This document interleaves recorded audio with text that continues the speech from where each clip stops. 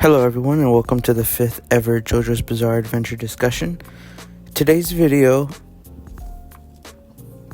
is a sequel to my first discussion video being what makes up a JoJo. If you have not watched that video, I recommend you go watch it right now. Now, if you remember that last video, I produced 8 qualities that make up a JoJo. I decided to do that subject first because when analyzing the JoFoes, you run into a problem. How does a vampire, a pillar man, a serial killer, a mafia boss, a priest, a US president, and a rock human all relate? This video has taken me a long time to do, just for the sole reason that it was way harder to connect each villain with qualities that they all shared. However, I have produced 5 qualities that make up a villain in the series JoJo's Bizarre Adventure. Let us begin. Unlike the other video, to start the video, I will list the 5 qualities that make up a JoFoe. Quality 1. The JoFoe must desire a higher status. Quality 2. The JoFoe must represent a part of humanity in a negative way. Quality 3. The JoFoe must oppose or underestimate the JoJo of the part at one point. Quality 4. The JoFoe must contrast the JoJo narratively. And quality number 5.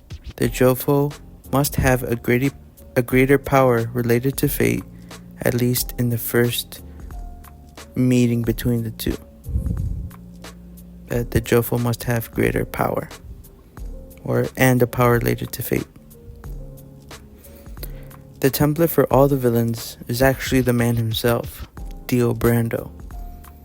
He is the first example of how each main villain in each part would follow the same path, but in different footsteps. Let me explain. Dio Brando desired power due to his horrible childhood, leading him down the spiral of world domination once he became a vampire. You know, we've all been there.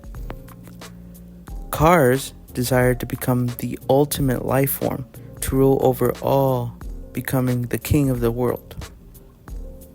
Dio wanted to achieve heaven so he could rule over all living beings that could not escape the fate of Dio. Kira wanted to achieve peace through mass murder, to become the alpha predator of Morio, disregarding the consequences. Diavolo wanted to erase his past to continue ruling as Passione's boss, but he also wanted more power through the arrow. Pucci wanted to achieve heaven for himself, becoming the judge and executioner for everyone of fate itself.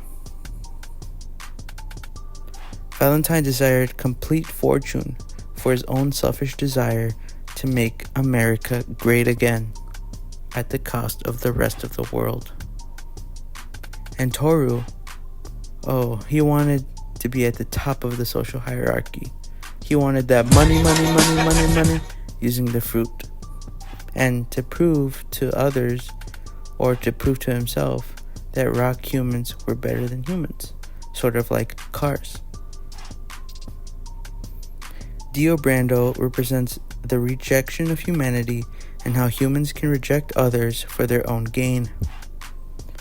Cars represents the desire for perfection and how humans can become monsters to become perfect in their own self-image, disregarding others. Just like American Psycho. Anyway, Dio represents the peace of humanity and how us humans desire peace with ourselves or others. Kira represents the tranquility of humanity and how humans long for tranquility over chaos in our daily lives.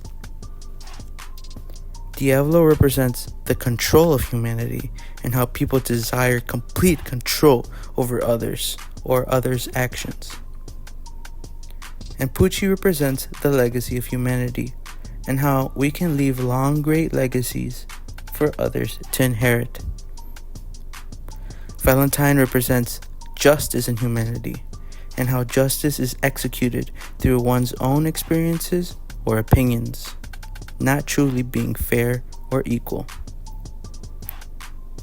Toru represents the calamity of humanity and how humans cause calamities to each other in so many ways.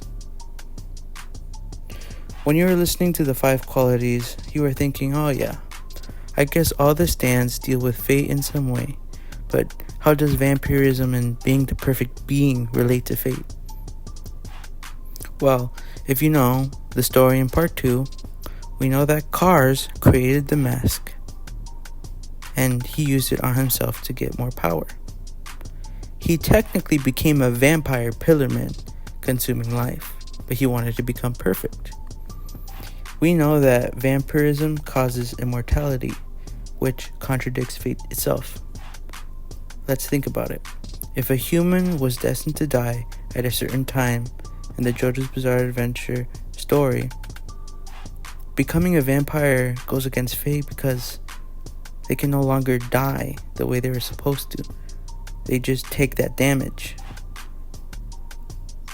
meaning they escaped their fate.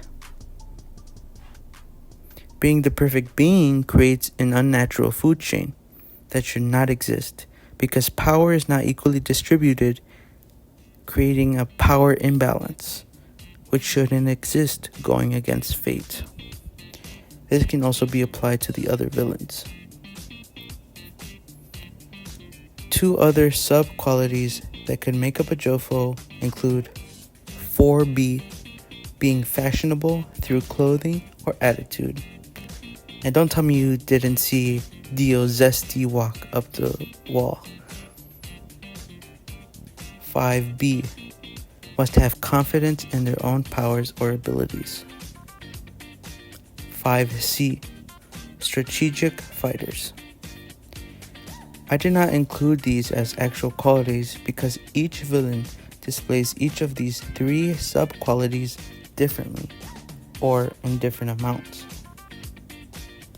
After you have watched this video, please go watch my What Makes Up a JoJo video too, because the next JoJo's Bizarre Adventure discussion video I will be releasing will be my favorite one yet. The title of the video will be JoJo vs. JoFoe, parts 1 to 3. I hope you enjoyed the video, and this is Davidnator12 signing off.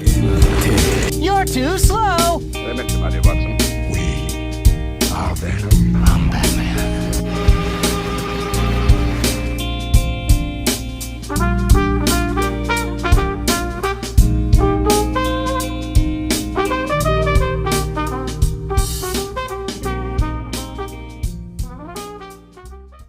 Oh my god, oh my god, I just love Bakin.